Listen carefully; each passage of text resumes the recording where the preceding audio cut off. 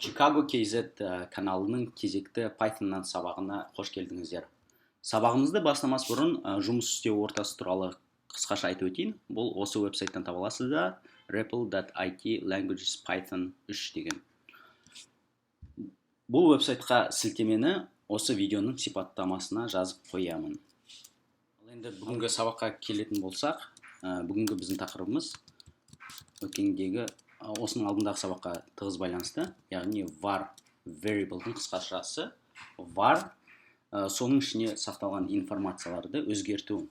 Естеріңізге салып өтейін, variable дегеніміз не? Қысқаша айтқанда var, ол дегеніміз компьютердің жадынан белгілі бір орынды алып отырған, іші информация толған контейнер десек болады. Variable'ды жасау және ішіне информацияны салу әдістерін алдыңғы сабақтан көре аласыздар. Ал бүгін біз бүгінгі сабаққа келетін болсақ, келешекте біз веб-сайт жасаған кезде әрбір қолданушы жаңадан тіркелген, оның екі сипаттамасы болады. Біреусі username, яғни аты, екіншісі password. Сол мысалы біз username жасасақ, username деген біздің өзіміздің Chicago KZ деген YouTube канал, сүйікті YouTube каналын қоямыз. Мысалы енді сұрасақ, username деген не деп? Username деп жазамыз да. Enter бассақ, Chicago KZ дейді. Мына username, енді біз осы ішіндегі информацияны әртүрлі өзгерту, манипуляцияны бастардың алдында бізге түсінетін бір оп-оңай концепциямыз бар. Яғни Pythonның санау әдісі. Мысалы, біз кез келген адамнан сұраса, санаш десе 1, 2, 3, 4, 5 деп санайды. Яғни бірден әрқашан бастайды. Бірақ Python ол бірден емес 0-ден бастайды. Мысалы, Chicago KZ деген біз 9 әріп деп айтсақ, Python айтады 8 әріп дейді. Не үшін? Себебі ол 0-ден бастады. Осы цифрларды астына жазылған 0, 1, 2 біз индекс деп атаймыз. Мысалы, Chicago сөзіндегі бірінші индекс C әрпі қолданып отыр. Chicago әрпіндегі бірінші индексті H әрпі, біз үшін екінші әріп. Chicago сөзіндегі екінші индексті біздің үшінші әріп қолданып отыр, сол сияқты. Яғни Python бірден бастамайды, 0-ден бастайды.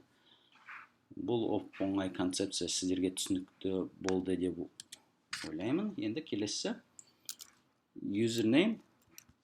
Енді біз сұрақ username var'дың бірінші индексінде қандай әріп бар десек, біз қалай жазамыз? Var'дың соңына тік тырнақша қоямыз да, 0 деген индексті қоямыз. Ол C дейді. Ал username'ның келесі сұрасақ тік тырнақша қоямыз да, 5-ші индексінде қандай әріп бар десек, ол G дейді. Мысалы, ол 5-ші индексі, ол 6-ші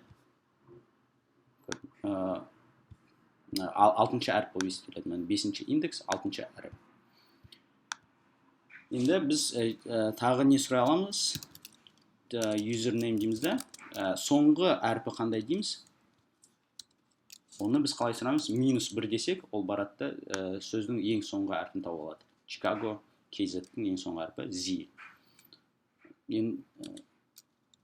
Бұдан басқа біз Pythonнан жеке-жеке әріптерді ғана емес, сөздің белгілі бір бөліктерінде сұрасақ болады. Мысалы, H-тан бастап A-ға дейінгі бөлігін жазып берші десек, біз қалай жазамыз? Тік тырнақша қоямыз, ең бірінші басталатын әріптің индексін жазамыз. H деген, мұнда қарасаңыздар, ол бірінші индекс, екінші әріп. Бір қос нүкте бітетін бөлігі A-дан бітсін десек, біз 5-ке дейінгі, яғни 5-ті қоспайды, 5-ке дейінгі әріптердің барлығын бізге көрсетіп отырамыз. Сол кезде HICA деп шығарып берді. Тағы біз мысалы username дейміз да, тік тырнақша қоямыз да, 0-ші индекстан бастап қос нүкте қоямыз да, мысалы 7-ші индексқа дейінгі бөлігін шығарып бер дейміз. Ол Chicago дейді, KZ-ді алмады. Яғни 7-ші индексқа дейін, біздің 7-ші индекс ол K, осы 7-ші индексқа дейінгі бөлігін шығарып бер деп сұрады, ол шығарып берді. Келесі тура осы сөзді біз басқаша жолмен де шығара аламыз. Ол сәл оңайырақ, біздің уақытымызды сақтайды. Мысалы, біз қос нүкте қоямыз да, бірінші бөлігіне 0 деп жазбаймыз. Бірінші бөлігіне сол жағына ештеме жазбасақ, ол 0 деп түсінеді. Бірден қос нүкте қоямыз да 7 дейміз. Тағы username, енді керісінше 7-ден соңына дейін шығарып берші десек, қалай жазамыз? Өздеріңіз біліп отырған шығарсыздар. 7 дейміз де қос нүкте қоямыз. Сонда 7-ден бастап соңына дейінгі сөзді шығарып береді. 7 деген K, Z шығарып береді. Сол кезде Enter бассақ, KZ деп шығарып берді. Енді тағы бір қызық әдісі бар. Username дейміз де. Тік тырнақшаның ішіне қос нүктені 2 рет жазамыз да. -1 десек, ол ішіне жазылған сөзді керісінше жазып береді. Яғни Chicago KZ-ті ZK деп басына дейін жазып береді. Мысалы, ZK ол деп керісінше, кез келген сөзді керісінше жазады. Ал енді бұны кейін қалай қолданамыз десе, біз мысалы адамдарды білеміз. Сәл жай ғана мысалды. Паспорт жасаудан қиналады. Біз оларға айтамыз, сен бізге username берсең, біз содан паспорт жасап береміз дейміз. Мысалы, password деп біз жаңадан бір variable жасаймыз да, айтамыз, ол деген не дейміз? Username. Әр адам әртүрлі жасайды ғой. Мысалы, ACK, дәке деп әр қалады. Дәке 74, ACK 88 деген сияқты. Мысалы, қандай да бір username жазса, соны бізге бәрібір қандай екені, біз соны керісінше аударып береміз дейміз. 1 дейміз. -1, сол кезде password деген ол username-ның керісінше аударылған түрі дейміз. Енді сұрасақ, password деген не десек, ол жаңағы username Chicago KZ-ті керісінше аударып береді. Соңынан біз оны тағы да күрделендіре аламыз. Мысалы, сенің username-ді керісінше, одан кейін соңына мысалы белгілі бір цифрларды қойсақ болады деген сияқты. Міне бүгінгі сабағымыз осы.